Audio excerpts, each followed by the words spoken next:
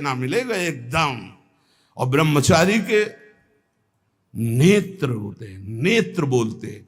जैसे जंगली सिंह के नेत्र हैं, ऐसे ब्रह्मचारी के नेत्र होते हैं। उसके नेत्र में एक पावर होता है, एक दबाव पक्ष होता है। वो जिस पर नेत्र डाले तो एक बार झुक जाए सामने वाले के नेत्र। ब्रह्मचर्य का ऐसा पावर, देवलोक सहित समस्त देवता उसे नित्य नमस्कार करते हैं जो ब्रह्मचारी होता है। जो भिक्षुक वीतराग शारीरिक और मानसिक ब्रह्मचर्य से परिपक्व, शारीरिक ब्रह्मचर्य और मानसिक ब्रह्मचर्य, मन और 5 ज्ञानेंद्रियों के द्वारा किसी भी विषय का धर्म विरुद्ध भोग नहीं। ये ब्रह्मचर्य धर्म है, ये ध्रुपद है, ये नित्य है, ये शाश्वत है। पूर्व काल में कितने महामुनि इससे सिद्ध हो गए, इसलिए वर्तमान में और भविष्य में भी जो शुद्ध ब्रह्मचर्य का पालन करेगा वो परम पद का अधिकारी होगा। हिंसा, झूठ, चोरी, मैथुन और परिग्रह और रात्रि का भोजन, जो इनको छोड़ देता है वही भिक्षुक सिद्ध होता है। फिर सुन लीजिए, हिंसा मन वचन कर्म से किसी भी जीव की नहीं।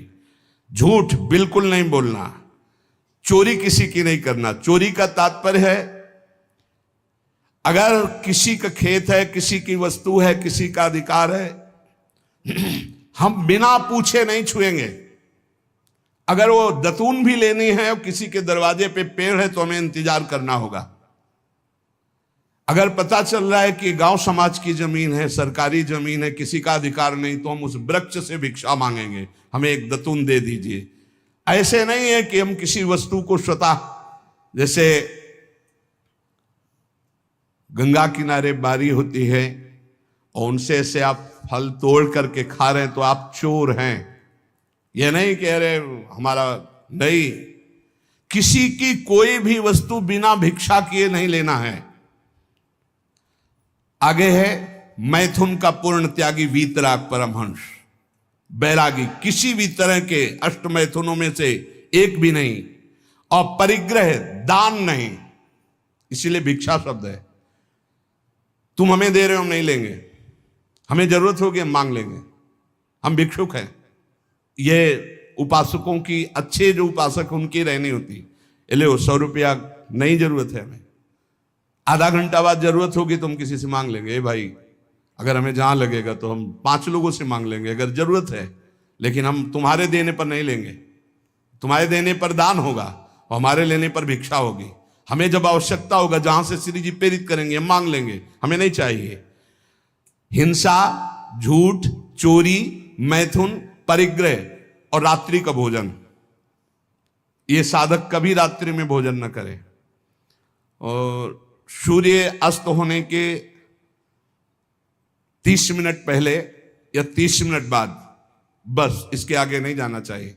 जिसको ब्रह्मचर्य रहना है, साधना में रहना है, एक 9, 10, 11 बजे आराम से आप खूब बतरा के अच्छे अच्छे पदार्थ पा रहे हो, ये सब साधना के खिलाफ बात है। अगर इस समय भोजन नहीं होता, 4, 5, 6 सूर्यास्त के 30 मिनट पहले और 30 मिनट बाद तक, फिर आप पानी पी के काम चलाओ या दुग्ध ले लो 200-250 ग्राम। भोजन भरपेट मत करो, क्योंकि हमें 1 बजे रात्रि से जगना है, 2 बजे रात्रि से जगना है, हमें साधना में लगना है। और ठसाठस 11 बजे तक यहाँ पा लिए तो 10-11 बजे तक के लिए वो प्रमाद स्थिति पैदा कर देगा। रात्रि का भोजन निषेध है साधु के लिए, या तो सूर्यास्त होने के पहले या बस सूर्यास्त होने के बाद ही 30 मिनट बाद तक, मतलब 7, बहुत बहुत अधिक 7:30, 8, इसके आगे नहीं। 9, 10, 11, 12 ये सब नहीं। गृहस्थों की बात अलग। वीतराग परमहंसों का हमने स्वभाव देखा है, सूर्यास्त होते होते जो कुछ, बस फिर इसके बाद शांत। ये रात्रि को भोजन तो एकदम निषेध है, 8 के बाद तो पाना ही नहीं चाहिए। ये नियम बना लो, क्योंकि अपनी दिनचर्या में या तो ऐसा कुछ विधान करो, हमें लगता हो जाता होगा है सर। हाँ, ये मतलब ये सावधानी की जरूरत, इसमें मना किया गया है। और ये वैसे भी अपनी दिनचर्या में नहीं बन पाएगा। रात्रि के 12:30-1 बजे जगना है और आपने 9, 10, 11 बजे दबा के पा लिया है तो कैसे जग पाओगे, फिर नहीं चल पाओगे। ये 5 कारण होने पर, उपदेश मिलने पर भी वो अपने जीवन में नहीं उतार पाता है।